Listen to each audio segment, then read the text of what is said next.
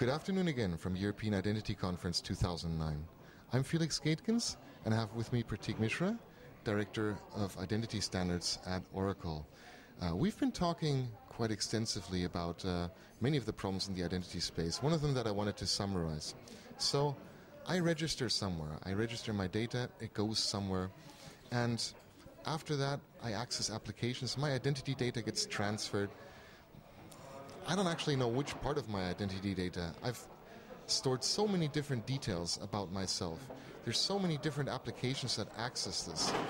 I don't even know what happens. What happens with my social security number? What happens with my birth date? Which application actually has access to this? Where does it get stored? Where does it get transferred to? And you guys say that you're thinking about a solution to actually control this in a tighter way. That's right, Felix. We've been working on a framework called the Identity Governance Framework, IGF for short, that speaks to some of the problems that you're describing here. We are all publishing and registering large amounts of data at different portals or enterprises, and indeed most enterprises necessarily hold a lot of personal data. But the challenge is, if from both the point of view of the user who has submitted the data and the enterprise that's holding the data, is to have some transparency and visibility into how the data is being used and for what purpose. So the IGF, as we like to call it, is a standards-based architecture that allows an enterprise that's holding identity data to understand what it's being used for and which applications are accessing it, gives an entire architecture to understand identity flows in an enterprise.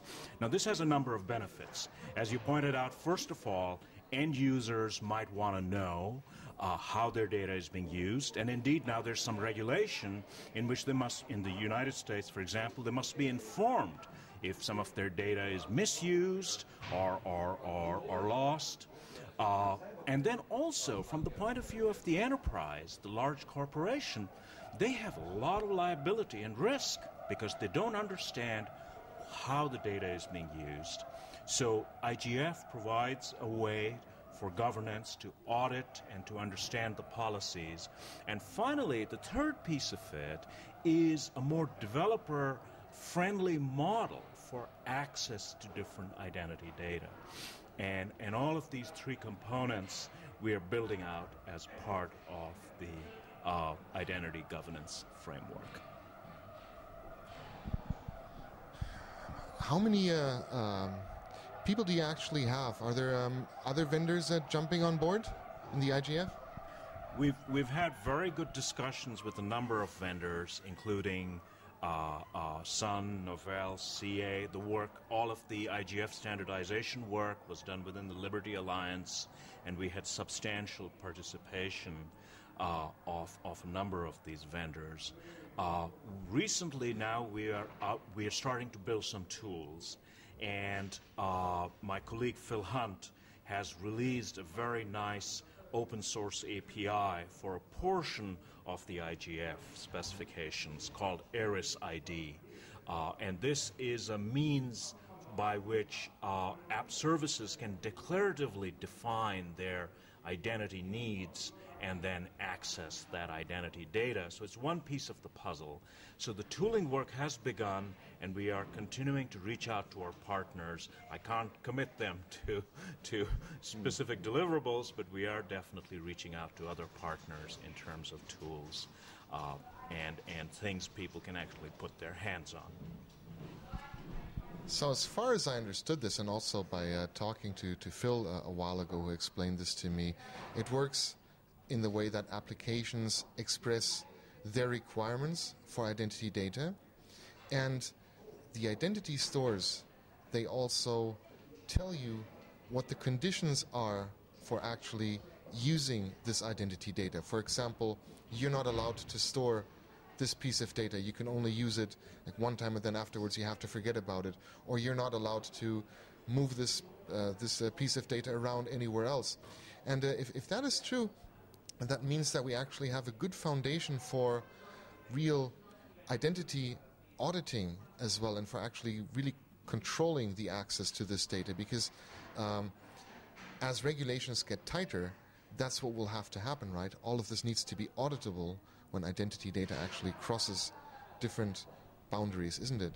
That's exactly right. And that was actually the higher level use case that drove us towards this work. Because IGF allows an application to express their identity needs, maybe those needs are very simple, a name, a phone address, a phone number, a home address, or maybe those needs are complex. There's perhaps some updates or searches that it needs to perform. That becomes a tangible artifact that auditors and access control administrators can look at in determining whether the application should be deployed, and then at audit time understanding which services need and use particular pieces of identity. And as you pointed out, on the reverse side, we also have a framework for authorities, right? We believe there are going to be multiple authorities that manage authoritatively different parts of your identity.